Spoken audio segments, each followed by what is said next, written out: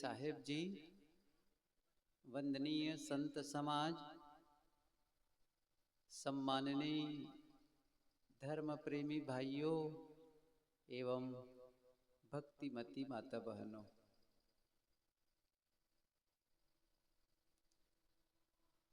कबीर साहब का व्यक्तित्व बहुआयामी था। जैसा कि उनके संबंध में कहा गया, हीरे के अनेक पहल और सभी पहल अपने आप में चमकदार, ज्योतित। कम कर दो आवाज थोड़ी सी। हीरा आप लोगों में से कितने लोग देखे हैं? हीरा देखे? हीरा देखे हैं? बहुत बढ़िया। आप नहीं देखे, मैं एक उपाय बताता हूँ। सूरत आना, मैं दिखाऊंगा। समझ रहे हैं ना? वो डायमंड सिटी है। सूरत को कहते हैं डायमंड सिटी। जहां तक पूरी दुनिया नहीं तो कम से कम एशिया में, शायद हो सकती दुनिया में, सबसे ज्यादा हीरा सूरत में ही तराशा जाता है। इतनी फैक्ट्री है उसके लिए, इतने कंपनी है और इतना हीरे का व्यापार होता है। भारत में तो है ही नहीं उतना, तो हीरा तराशा जाता है। पहले खदान से जब हीरा आता है, उसे जब आप देखेंगे तो ऐसा लगेगा किसी नदी से बालू उठा लाए हैं। पीला और मटमैला सा दिखता है, हल्का सा, फेंक देंगे। लेकिन जब उसी हीरे को तराशा जाता है, हीरकणी, वो अब गुरुदेव जी व्याख्या देते थे, अब पढ़ लेना, मैं भी व्याख्या वो मेरा विषय नहीं है इस समय। बस इतनी सी बात कह रहा हूं कि हीरा को छोटा सा भी रहता है ना, उसमें 56 पहल होते हैं, पहलू अलग अलग ऐसे खंड खंड बनते हैं, और सामान्य आंखों से ऐसे फिर लगा के देखना पड़ता है, वही लोग ज्यादा जानते हैं। सभी चमकदार। कबीर साहेब जी के भी अनेक पहल हैं और सभी चमकदार हैं, ज्योतित हैं। जिस विषय पर वे बोलते थे, जिस पर वो कहते थे, वो आर पार कर देते थे। इतनी गहराई से, इतनी सच्चाई के साथ उनका विश्लेषण करते थे कि जैसे कोई शीशा का आर पार कर दे। चाहे वह सामाजिक कुरीतियों के बारे में, अंध मान्यताओं के बारे में। अभी मैं बाहर खड़ा होकर के साहेब जी के विचार सुन रहा था। पंगा मेरु सुमेरु उलंघे, ये सब बातें थी, और किस प्रकार वो गूंगे के बोलने की शक्ति दी, किस प्रकार वो लोगों को आगे बढ़ाने में सहयोग किया, ये सारी बातें आप लोग सुन चुके हैं। तो समाज के क्षेत्र में जितने प्रकार से अंधविश्वास और कुरीतियां हैं, साहब ने झकझोरा, खोला, लोगों से कहा, जिस जाति पाति को लेकर के, ऊंची और नीची जाति को लेकर के, छुआछूत को लेकर के अपने ही भाई के साथ दुश्मनी का व्यवहार कर रहे हो, ये गलत है, ये गलत है। सभी बराबर हैं, न कोई हिंदू, न कोई मुसलमान, न कोई ब्राह्मण, न कोई शूद्र, मनुष्य मनुष्य है। ये वो कहा करते थे। आज कितना उस पर लागू हुआ है, नहीं हुआ है, ये रिसर्च का विषय है। एक बार गुरुदेव जी ने कहा, एक साहब के यहाँ ही शायद गए थे हम लोग, गुरुदेव जी के साथ में रीवा कबीर विचार गोष्ठी रखे थे। एक बार बड़े विद्वानों को बुला, कौन से सने आपे जानेंगे, 2004 की बात है। तो विश्वविद्यालय से, कॉलेज से बड़े बड़े प्रोफेसर आए थे और अपनी अपनी बातें किए। अंत में गुरुदेव जी का प्रवचन था। गुरुदेव जी की प्रवचन की शुरुआत क्या थी? आज यदि कबीर प्रासंगिक हैं, लोग कहते हैं आज भी कबीर की प्रासंगिकता है। आज यदि कबीर प्रासंगिक हैं, इसका मतलब है हमने कबीर को समझा ही नहीं, कबीर को माना ही नहीं। यदि उनकी बात मान ली जाती तो उनकी प्रासंगिकता खत्म हो जाती। इसका मतलब है कि यदि वो जाति पाति के भेद को मिटाने का प्रयास किया और आज भी जाति पाति के नाम पर, छुआछूत के नाम पर एक दूसरे के प्रति भेदभाव करते हैं और इसलिए प्रासंगिकता है, इसका मतलब कबीर के विचारों को माना ही नहीं गया है। सीधी सी बात है, सही है ना। आज भी वही देवी देवताओं की पूजा के नाम पर लोग भटके हुए हैं। क्या कहा जाए, समस्या क्या है कि जिस परंपरा में विरोध किया जाता है, चाहे वो बुद्ध परंपरा वाले हों, ब्राह्मण परंपरा का विरोध करते हैं, उनकी उपासना पद्धति का विरोध करते हैं, और भी हम कबीरपंथी संत परंपरा वाले हैं, हमारे यहाँ भी इसका विरोध होता है। ये जाति पाति और पूजा पाठ, मंत्र तंत्र है ना, ये मूर्ति पूजा, चित्र पूजा सब हटाओ। कह तो देते हैं कबीर की पंक्ति, पाहन पूजे हरि मिले, तो मैं पूजूं पहाड़, याते तो चाकी भली, पीस खाए संसार। लेकिन अपने ही आश्रम में मंदिर बना के रखते हैं और कबीर साहब की मूर्ति पधारते हैं। क्या मैं सही कह रहा हूं? कबीर पंथी भी ये जो देवियां बैठी हैं ना, इनको मैं नमन करता हूं, लेकिन यदि इनके घर में जाओ तो कबीर साहब को चित्र रखे रहेंगे, उसी में लक्ष्मी का चित्र होगा, उसी में दुर्गा का चित्र होगा, उसी में शिव का चित्र होगा, बजरंगबली का चित्र होगा, हनुमान।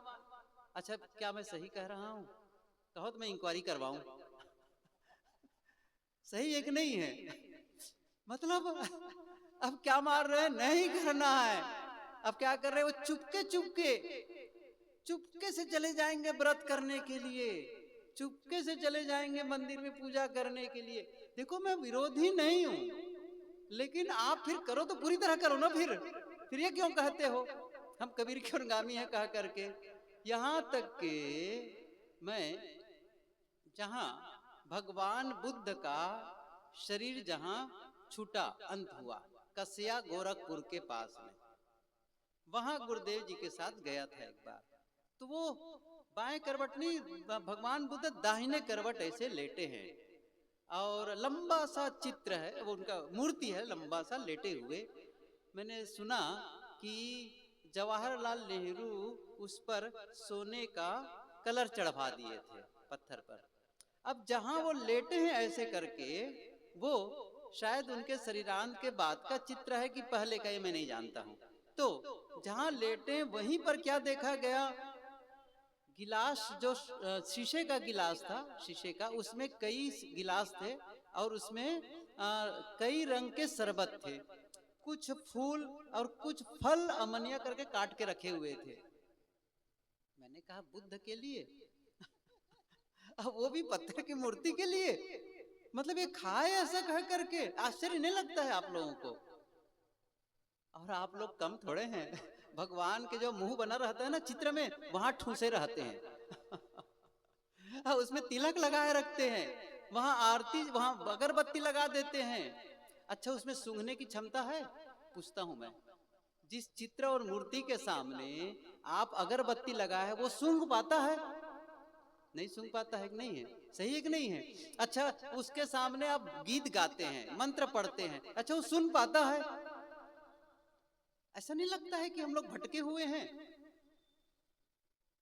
अब वो सुन नहीं पा रहा है, उसको आप सुनाने की चेष्टा कर रहे हो, सूंघ नहीं पा रहा है, उनके सामने आप अगरबत्ती जला रहे हो, आरती कर रहे हो, जो देख न पाए, समझ न पाए बिल्कुल भी, और उसको खिलाए चले जा रहे हो, खिलाए चले रहे हो। भोग, अरे विधिवत भोग लगता है भाई, विधिवत भोग लगता है। भोजन कहीं बने, वैष्णव आश्रम या कबीरपंथी भी कह लो, मैं नहीं जानता उसके बारे में, लेकिन बहुत कुछ है ये कि पूरे तरह से भोजन को थाली में सजा करके, वहां जहां मूर्ति रखी गई वहां रखा जाता है। रोज भोजन, भगवान के लिए शौचालय की भी व्यवस्था कर दे रहो। आखिर वो खाएगा तो कहीं जाएगा नहाने धोने के लिए, नहीं जाएगा। सर्दी जुकाम लगे तो उसके लिए डॉक्टर की भी व्यवस्था कर दो। अब ये भटकाव साहब ने कहा बिल्कुल गलत है। सही है, ठीक है, अब कहो, आप भले कहो साहब, लेकिन हम तो वही करेंगे। जब पूजा का दिन आएगा तो वही पूजेंगे, वही टोना टोटका करेंगे, वही दुआ भभूत करेंगे। छोटी छोटी बिटियां आई हैं वहां आश्रम में सेवा करने के लिए। कुछ बिटियों के पैर में काला धागा है। तो हमारे एक साथी ने कहा, एक के पैर में वो क्या कहते हैं, वो एक पैर में वो चांदी का पहनते नहीं है पट्टी, क्या कहते हैं उसको, है पायल। एक के पैर में पायल है, दूसरे पैर में पायल नहीं है। काले रंग का धागा। अच्छा क्यों पहने हैं बताओ? काला धागा पहनने से एक्सीडेंट नहीं होता है, काला धागा पहनने से बीमार नहीं होते हैं। अच्छा काला धागा पहनने से कभी लड़ाई झगड़ा घर में नहीं होती है। सच है, सच है कि नहीं है? तब तो भैया सबको पहनना चाहिए, है कि नहीं है? अभी दिल्ली में था, वहीं से हम लोग इधर आए, बिहार आए, तो एक भगत हैं, उनके घर थोड़ा जलपान के लिए रुके। बड़ा प्रेमी भगत हैं, बिल्कुल झोपड़पट्टी में रहते हैं, बाजू में रहते हैं। तो वो मिट्टी के भी बर्तन बेच रहे थे। मैंने कहा मिट्टी का बर्तन, आप लोग तो लोहे का बर्तन बेचते थे। साहब अब सीजन बदल रहा है ना, गर्मी आ रही तो सुराही बिकते मिट्टी के। अब मिट्टी के बर्तन के साथ में एक रखा था वो खोपड़ा काला काला। अच्छा क्या करते हैं इसको, कैसे करते हैं? तो कहिए मकान में टांगते, नए मकान में। फिर दिखाए, दिखो उस मकान को, उधर देखिए वो टंगा हुआ है, दिखाए। अच्छा मकान में क्यों टांगे हुए हैं? और कई जगह ना मकान में देखा, राजस्थान में काली हंडी, काली हंडी मकान के सामने टांगे। क्यों टांगे हैं? मकान को टोना न लग जाए, है कि नहीं? उस नया मकान को टोना न लग जाए। काली हंडी लग जाएगी तो टोना, ये माताएं भी करती हैं, अपने बच्चा जो सुंदर है तो काला टीका लगा देते हैं। काला टीका क्यों लगाते? इस पर कहीं किसी की नजर ना लग जाए। ट्रक वाले तो लिखे ही रहते हैं, बुरी नजर वाले तेरा मुंह, क्या लिखे रहते हैं? काला। एक ट्रक वाले के पीछे पढ़ा, वो लिखे थे, पता नहीं कितना, वो भी व्यंग में ही था, समझ लो। बुरी नजर वाले तेरा भी भला हो। सच कह रहा हूं मैं, पढ़ा कहीं। मैंने कहा कुछ तो है, बदल के लिखा है, लेकिन संदेश उसका वही भी है। बुरी नजर आप मानते, देखो एक सूत्र बताऊं मैं, आप लोग दिमाग खोल के रखो, क्या कह रहा हूं।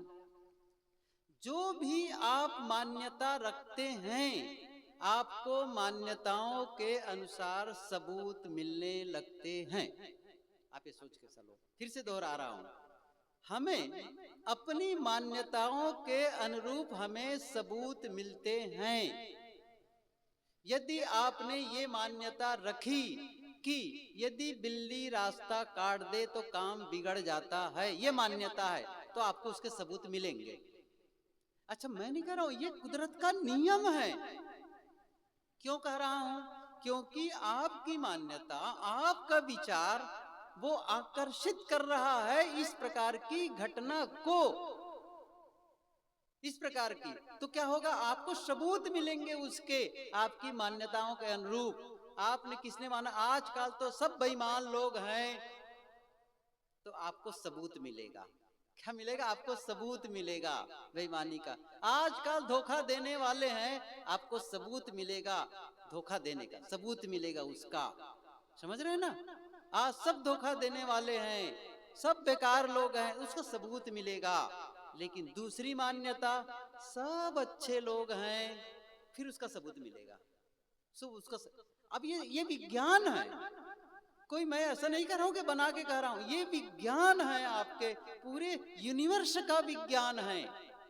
कभी आप किसी गाड़ी खरीदने का मन बनाओ और कभी शोरूम में जाकर के किसी गाड़ी को देखो, हाँ ये गाड़ी बड़ा बढ़िया है।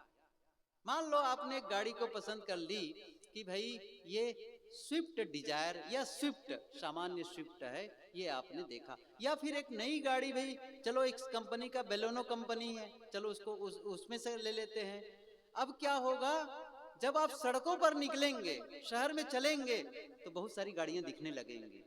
इसके पहले भी गाड़ी चलती थी, लेकिन आपका फोकस कहाँ हो गया? अब उस पर। अब आपको नजर आने लगी, अच्छा यहाँ भी है, अच्छा वो भी है, वो सब दिखने लग जाते हैं। जैसे आप यहीं आए हैं, यदि आपको कोई एक कलर पर फोकस करना हो तो फिर वो उस प्रकार की चीजें दिखने लग जाती हैं।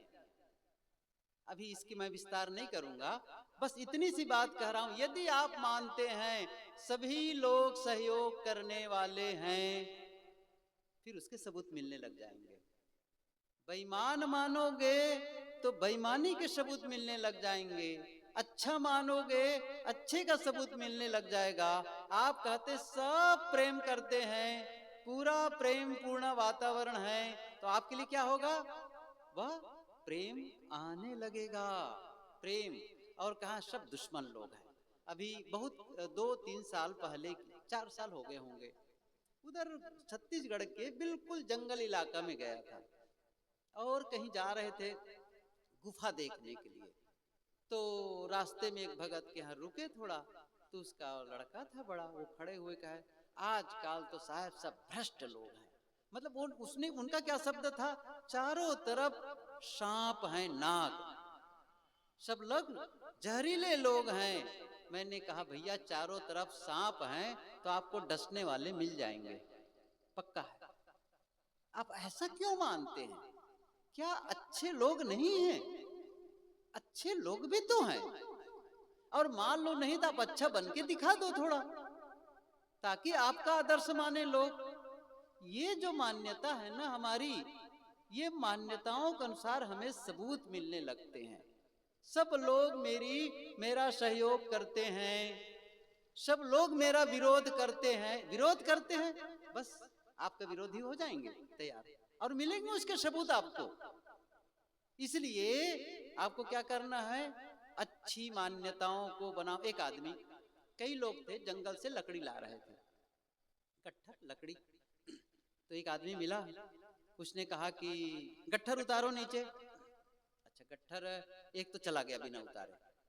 अब दूसरा था, वो रुका और कहा गट्ठर उतारो। हाँ उतार दिए। कहा गट्ठर खोलो, गट्ठर खोल दिया।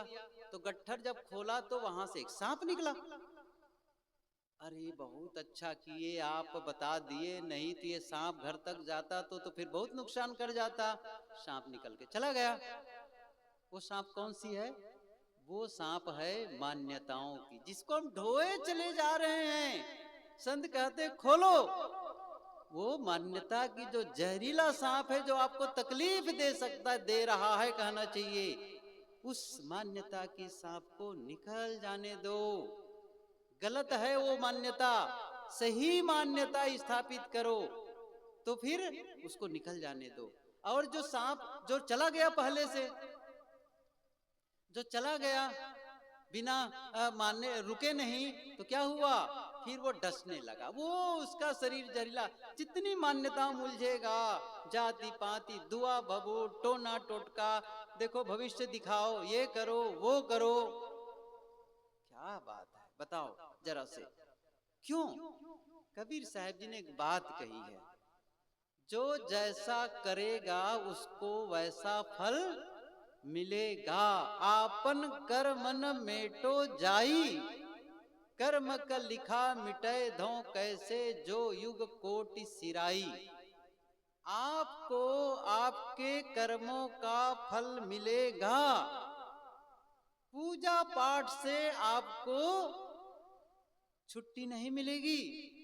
आपने पाप कर लिया, आपसे गलती हो गई, मैं भगवान की पूजा कर लूं, मैं दान दक्षिणा कर दूं, मैं तीर्थ में नहाऊं, किसी नदी में नहाऊं, पाप कट जाएगा। साहब ने क्या कहा है, तीर्थ गए न बाची हो, जो कोट हीरा देहु दान। कितनी अच्छी बात साहब कहते हैं कि जीव मत मारो बापुरा, सबका एक है प्राण, हत्या कभू न छूटी है, जो कोटिन सुनो पुराण। जीव घात ना कीजिए, बहुर लेत वह कान, तीरथ गए न बाची हो। साफ साफ, तीरथ गए न बाची हो, जो कोट हीरा देहु दान। इतना ही नहीं कहते हैं, और सुना दूं कबीर साहब की वाणी, तिल मिला जाओगे। इसलिए पढ़ते नहीं है आप लोग। अखबार पढ़ते हो तो बड़ा सुकून मिलता है, टीवी देखते हो बड़ी शांति मिलती है। जब बीजक पढ़ते हो अशांत हो जाते हो, गीता पढ़ते हो अशांत हो जाते हो। मैं समझ रहा हूं ना? जब जब आप बीजक पढ़ोगे अशांत हो जाओगे, और जब जब अखबार पढ़ोगे आप खुशी से नाचने उठोगे। मैं उलटवासी कह रहा हूं, समझ में आ रहा है कि नहीं आ रहा है? क्यों कह रहा हूं मैं? क्योंकि जब आप अखबार पढ़ते हैं तब पढ़ते हैं, देखो अमुक आदमी ने किसी ने उसके घर चोरी कर ली। देखो कितने बेईमान लोग हैं। मैं तो ईमानदार हूं, समझ रहे ना? कैसे आपको लग रहा है मैं ईमानदार हूं, कैसे बेईमान लोग हैं। अमुक ने अमुक की पत्नी को ऐसा किसी लड़की के साथ वो ले गए, उसको भगा करके ले गया। देखो कैसे बदमाश लोग हैं, किसी की बहू बेटी का ध्यान नहीं रखते, उसको भगा के ले जाते हैं। मैं नहीं करता हूं ये काम। समझ रहे हैं ना क्या हो रहा है? जितने गलत समाचार पढ़ते हो, मन में तो होता है, लेकिन कहते अरे मन में तो होता है ना, मैं करता थोड़ी हूं, देखो ना करके दिखा दिए, और अपने आप पे अपनी पीठ को थपथपाते मैं अच्छा हूं, मैं अच्छा हूं, और आप सुकून महसूस करते हो। और जब बीजक पढ़ते हो तब कहते अंदर का ऑपरेशन, तुम मां बेईमान हो। सीधी सी बात है। तब लगता है आकुल व्याकुल लगता है, अरे अभी भी तुम ऐसे बैठे हो, क्या मनुष्य बने? मानुष वही के ना मुआ मुआशो डांगर ढोर। अब छटपटाया, मतलब आप मनुष्य भी नहीं बने हो, अभी डांगर ढोर हो, पशु की तरह जीवन जी रहे हो।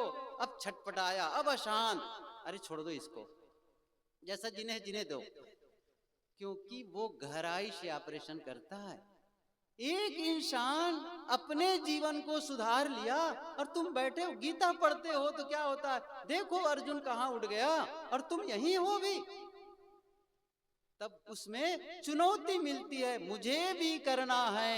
अभी सुन रहे थे ना, निरख परख कर ले, आत्मनिरीक्षण करो। और जैसे ही आत्मनिरीक्षण करने लग जाओगे आप घबरा जाओगे। कैसे? जैसे आप घर में ताला लगा के आए हो, घर का बाहर का दरवाजा पूरी तरह से फाटक बंद करके 3 घंटे 4 घंटे के लिए आए हो, या दिन भर के लिए आ गए हो, घर लौटे, और जैसे ही आपने दरवाजा खोला, जैसे दरवाजा खोला देखा एक महाविषधर सर्प पूरी तरह से अपने फन को फैला करके खड़ा हुआ है एकदम से। आप क्या करेंगे? आप अच्छा कोई बात नहीं, उसको भी रहने दो, मैं भी रहूं, कहोगे? क्या कहोगे? जब तक ये बाहर नहीं निकल जाएगा, निकाला नहीं जाएगा, मैं नहीं रहूंगा। बस यही बात है। आप परेशान हो जाते, मेरे घर में सांप, मेरे कमरे में बिच्छू, सब ऐसे ही जब आप भीतर झांकने लगोगे तब लगेगा मेरे अंदर विकार जग रहे हैं, मेरे अंदर ये है, क्रोध है, द्वेष है, नफरत है, घृणा है, विकार है, अभी तो हम छिपाए रखते हैं। कबीर साहब जी ने कहा है, काला सर्प शरीर में खाई न सब जग झारी, बिरले ते जन बाची है जो रामई भजे विचार। सबके भीतर में क्या है? काला सांप। काला सांप का मतलब है विषधर सर्प, वो डसता है। जैसे ही क्रोध का उद्वेग आया आहत हो जाते हैं आप, मूर्छित हो जाते हैं आप, और दूसरों को भी, और आपके शब्द कितने कटु निकलने लग जाते हैं। आपकी आंखों में लाल लाल आंखें बन जाती हैं, एकदम बड़बड़ाने लगते हैं। क्या हो रहा है? जहर ही तो निकल रहा है, अंदर जो सर्प है ना वो जहर फेंक रहा है। गुरुदेव जी कहा करते थे, अपने जहर को मारो और दूसरे के उबले हुए जहर को सहो। हर आदमी जहरीला है। आपको क्या लगता है, आदमी से बढ़कर कोई जहरीला है? मुझे बताओ। एक पुरानी बात, हॉस्पिटल, कोई बड़ा अस्पताल था, उसमें बाहर एक सूचना बोर्ड था। उस बोर्ड में लिखा हुआ था, कई सूचनाएं थी। पहला नंबर क्या लिखा था? इस अस्पताल में अभी कुछ घंटे पहले एक मरीज आया, उसको बिच्छू ने डंक मार दिया था। चिकित्सक उसकी इलाज कर रहे हैं, बचने की पूरी संभावना है, काफी ठीक हो चुके हैं। अब थोड़ी देर में उसको हम यहाँ से छुट्टी देने वाले हैं। फिर क्या लिखा था वो आगे, एक आदमी को कुत्ते ने काट दिया है, उसका भी इलाज हो रहा है, वो भी स्वस्थ है, ठीक हो जाएगा। एक आदमी को सांप ने डस दिया है, वो भी ठीक हो जाएगा, उस पर इलाज चल रहा है, पूरी लगभग संभावना है कि वो ठीक हो जाएगा।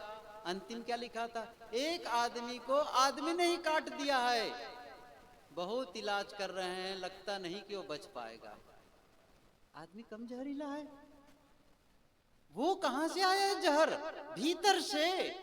भीतर से जहर आया है। उसी जहर को मारना यही तो साधना है।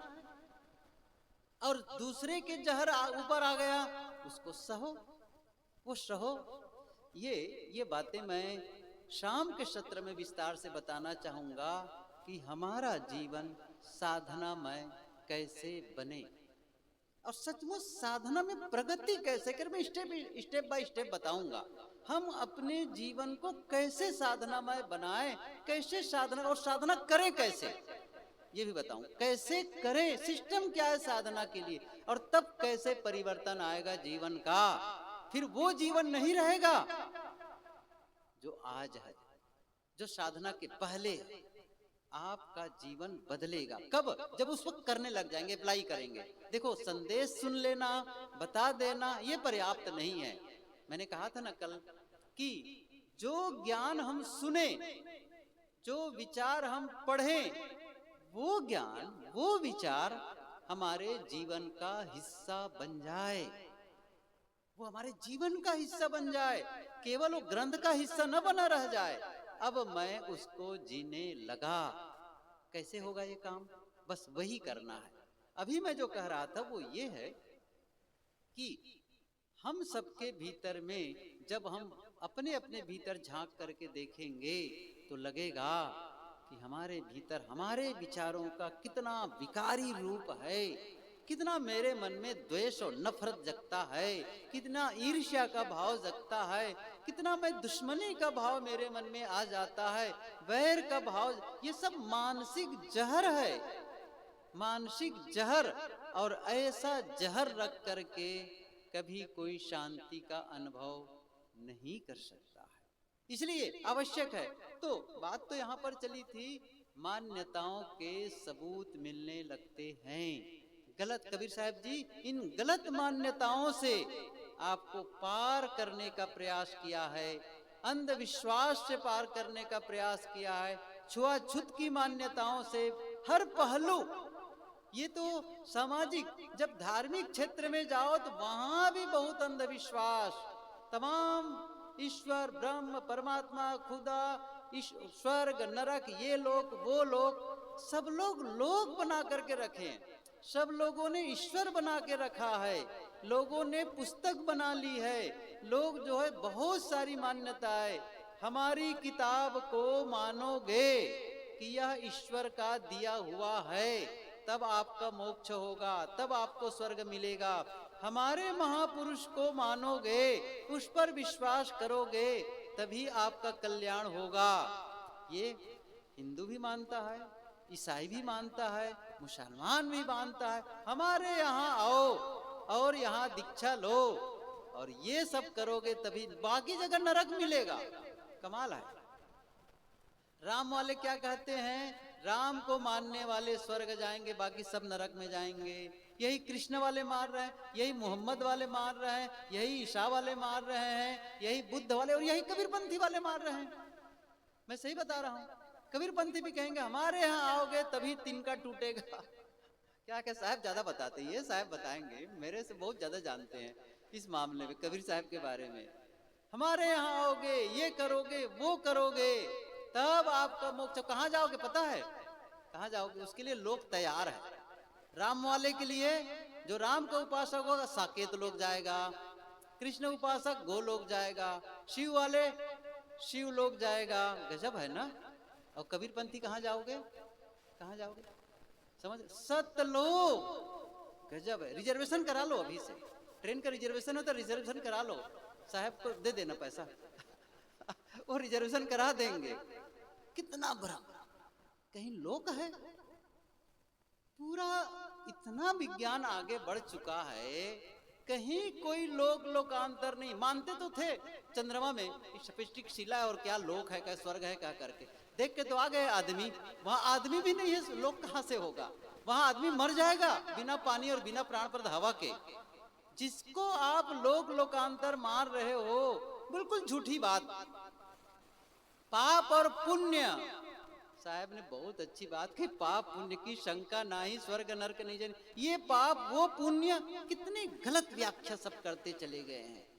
मैं आज बताऊं पाप किसे कहते हैं, पुण्य किसे कहते हैं? बता दूं, मानोगे? मैं बताऊं, पाप वह है जो दूसरों को दिखाने के लिए करते हो, और पुण्य वह है जो खुद को दिखाने के लिए करते हो। अब आप सोच लो, क्या दूसरों के, यदि आप दान दक्षिणा भी दूसरों को दिखाने के लिए कर रहे हो, ये तुम जानो। यदि आप अपने चेहरे को सुंदर बना रहे हो दूसरों को दिखाने के लिए, दूसरा देखे और मोहित हो, तब समझ लो। कपड़ा इसलिए बढ़िया पहन रहे हो ताकि लोग देख के मेरी ओर आकर्षित हो, क्या है वो? दूसरों को दिखाने के लिए कर रहे हो, बस वो पाप होता चला जा रहा है। खुद को दिखाना है, कोई देखे कि मत देखे, मैं जानता हूं, मुझे देखना है, मेरा चित्त साफ होना चाहिए, मैं भजन करूं, न देखे दूसरा, न जाने, क्या फर्क पड़ेगा? मैं चुपके से, हमेशा ध्यान रखो, भजन चुपके चुपके करना, बहुत आहिस्ते, भीतर भीतर। ऐसा नहीं है कि आप चढ़ गए छत पर और भोंपू लगे, बोलने लगे मैं भजनानंदी, और बोलते भी हैं लोग, बोलते भी है। सुबह उठकर ऐसा जोर जोर से बोलेंगे कि बाजू वाले की नींदें खराब हो जाए। देखे कि नहीं देखे हो? चाहे वो कोई भी नाम जप हो, जोर जोर से बोलते हैं मैं भजनानंदी। अरे दुखी पहुंचा, दुखी कर रहे हो दूसरों को, काहे का भजनानंदी? दुखी कर रहे हो। चाहे वो लाउड स्पीकर में चिल्ला चिल्ला कान फोड़ रहे हो, कहीं से भी, कहीं से भी, वो क्या है? आप दूसरों को तकलीफ देने में लगे हुए हो। अखंड पाठ, ये करना वो करना। ओफो, एक पत्रिका में एक बार पारक प्रकाश में छपा था, भगत की गत हरिशंकर परसाई के लेख, कमाल की बात उसमें लिखी है। अब वो सब बताने का अवसर नहीं है। कहने का मतलब ये है, जिससे दूसरों को तकलीफ हो वह आपके द्वारा गलत हो रहा है, उसको रोको। और ऐसा करने के बाद आप पूजा कर लोगे, पाठ कर लोगे, मंत्र तंत्र फेर लोगे, माला फेर लोगे और आपका पाप कट जाएगा, बिल्कुल झूठी बात है। कबीर कमाई आपनी निष्फल कभी न जाए, बोया पेड़ बबूल का, बबूल का आम कहां से खाए। समझ रहे हैं ना? कहां से? अब हम लोग क्या कर रहे हैं, कांटा बोए चले जा रहे हैं, और बाद में क्या कहते, इतना बड़ा टोकरा लेके जा रहे हैं। कहां जा रहे हो? आम तोड़ने जा रहा हूं। जब आप कांटा बोओगे, गलत बोलोगे, गलत सोचोगे, गलत करोगे, आप दूसरों का अपमान करोगे। और क्या चाहते हो? मेरा सम्मान हो। दूसरों से नफरत करोगे। क्या कर रहे हैं? मेरे से प्रेम करें। ये कभी हुआ है भला? कभी नहीं हुआ है। इसलिए जो हमारी गलत मान्यताएं, कबीर साहब जी वही चोट पहुंचाते हैं। और यदि आप भीतर से धुलाई नहीं करेंगे, सफाई नहीं करेंगे, तब ऊपर से धोने से काम नहीं चलेगा। गुरुदेव जी कहा करते थे, एक बक्सा हो, बक्सा, उसके अंदर में कपड़े रखे हो, आप केवल बक्सा की धुलाई करो, साबुन ले लो, पानी लो, बक्सा को खूब धो, अंदर के कपड़े साफ हो जाएंगे। यही होने वाले हैं। हमारी चित्त की शुद्धि, हमारे भीतर की। देखो, आप धर्म के पथ पर चलते हैं, आप साधना के पथ पर चलते हैं। क्यों चलते हैं? मैंने कुंभ मेला में भी पूछा था, आज भी पूछ लेता हूं। किसी की भी पूजा करते हो, चाहे भगवान राम की, कृष्ण की। अच्छा, कृष्ण की पूजा करते, अभी शिवरात्रि बीती है, शिवरात्रि के बीतने के बाद भी हो हल्ला खत्म नहीं हुआ था, तब भी चल रहा था। जिस स्टेशन में उतरा, कहाँ उतरे थे, नवगछिया, हमारे साथी कुछ लोग जैसे स्टेशन के बाहर निकले, खूब धूम धड़ाका हल्ला गुल्ला चल रहा था, बाजा बज रहा था लाउड स्पीकर में। अभी कहा है कि चल रहा है भैया, आवाज कहा है कि साहब अभी वो शिवरात्रि वाला जोश खत्म नहीं हुआ है। कमाल है ना, खत्म नहीं हुआ है। और पहले अब भी मैं कहाँ था, दिल्ली में कहीं था, बता रहे थे साहब ये जो लोग गणेश का विसर्जन करते हैं, दुर्गा का विसर्जन करते हैं, जो नशा किए रहते और वो हुड़दंग नाचता, वो कमाल है, भूत है। यही भी अभी बैठा था भागलपुर में, बता रहे थे कि साहब इतना सारा चंदा जबरदस्ती वसूल लेते हैं और वसूल करके मूर्ति की स्थापना करते हैं, बहुत सारा पैसा बचाकर अंत में शराब पीते हैं और बहुत ही वहां पर हुड़दंग करते हैं। धर्म है ये? उनका पाप कटेगा भला? कितना नुकसान करते चले जा रहे हैं ये लोग। तो आप धर्म के पद पर चल रहे हो, साधना कर रहे हो, सात्विक साधना ही सही, चलो मैं मान के चलता हूं। तो मान लो राम की उपासना करते हो तो राम को लाभ पहुंचाने के लिए, तो अपने लिए। कृष्ण की पूजा करते तो कृष्ण के लाभ के लिए, अपने लिए। अच्छा, कबीर की उपासना करते तो कबीर को फायदा पहुंचे। आज हम कबीर की साखी बोल रहे हैं, दोहा बोल रहे हैं, तो कबीर को फायदा मिले इसलिए है, अपने को। समझ रहे ना, किसी की हम श्रद्धांजलि, किसी की हम जन्मदिन मनाते हैं, किसी की निर्वाण तिथि मनाते हैं, क्यों मना रहे हैं? उनको फायदा मिले। कबीर को अपना फायदा करना था, कर लिए। हम तो अपने फायदे के लिए कर रहे हैं किसी की उपासना पूजा। अपना फायदा क्या है? हमारा लाभ क्या है? हमारा लाभ है हमारी चित्त की शुद्धि, अंतस की पवित्रता। वो खुद को करना होगा, खुद पर ध्यान देना होगा। और जिस दिन आपने खुद पर ध्यान दिया, भीतर झांकना शुरू किया, उस दिन आपके जीवन में जीवन करवट लेने लग जाएगा, कुछ अलग होने लग जाएगा। वो बातें हम लोग चर्चा करेंगे शाम के सत्र में। मैं उस पर निवेदन करना चाहूँगा कि कैसे हम साधना करें, कब साधना करें और कैसे उसके लिए अंदर की स्थिति को बदलें। बाहर की परिस्थिति नहीं बदलनी है, बाहर की परिस्थिति आप बदल भी नहीं सकते हैं। क्या करना है? मनः स्थिति बदलनी है, आंतरिक। आप बाहर बदल करके सफल नहीं हो सकते। और बहुत व्यवहारिक रूप बताऊं, आप उसके लिए काम भी नहीं करते, आप अपने में ही ठीक करते, अपने को ठीक करते। जैसे एक उदाहरण दूं, फिर बंद करूं, समय पूरा हो गया है। मान लो बारिश हो रही है, ठीक से बारिश हो रही है, और आपको ऑफिस जाना है, या आपको दुकान जाना है, या खेत ही जाना है। अब आप क्या कहते हैं, यहाँ से मैं ऑफिस कैसे जाऊँगा? ऑफिस तो तब जा पाऊँगा जब घर से ऑफिस तक के त्रिपाल छा दे, शेड बना दे, बिल्कुल पतरा बना दे, तब तो नीचे से जाऊँगा। या आप कहेंगे बारिश पूरी तरह थम जाए। क्या इंतजार करते हैं? बारिश को नहीं बदलते हैं, क्या करते हैं? अपना रेनकोट पहन लेते हैं, छाता ले लेते हैं, कार में बैठ के चल देते हैं ना। कहाँ बदलाव किया गया? परिस्थिति नहीं बदली, तो खुद पर काम। बहुत ठंडी मौसम है, बिल्कुल -डिग्री या 0 टेम्परेचर है, काम में जाना है। अब तो इतनी ठंडी में घर से कैसे जाऊंगा? मैं तो सिकुड़ जाऊंगा, ठंडी में परेशान हो जाऊंगा। दोनों तरफ, सड़क के दोनों तरफ आग जले और उसकी गर्मी मिले तब जाऊं। ऐसा करते हैं क्या? क्या करते हैं आप? नहीं, गरम कपड़ा खुद पर पहन लेते हैं खुद, और चल पड़ते हैं। हर जगह कोई भी काम आप करते हैं खुद पर। गुरुदेव जी ने कहा, बहुतों ने कहा इस चीज को, कोई राजा महाराजा भी इस पृथ्वी पर चाम बिछाकर चलना चाहे वो नहीं कर सकता है, लेकिन अपने जूते पर, अपने पैर पर जूता पहन ले तब जगह बिछा हुआ है। आप अपना काम कर लेते हैं, अपना सुधार कर लेते हैं। और ये पंक्ति सुने होंगे, हम बदलेंगे नहीं है याद हुआ, काम वाली चीज यादें नहीं रहती है। हम सुधरेंगे जग सुधरेगा, जग सुधरेगा। अब क्या कह रहे हैं, ये घर वाले तो सुधरे, क्या कह रहे हैं, एक घर वाली तो सुधर जाए, ये ठीक हो जाए, बस ठीक है मामला।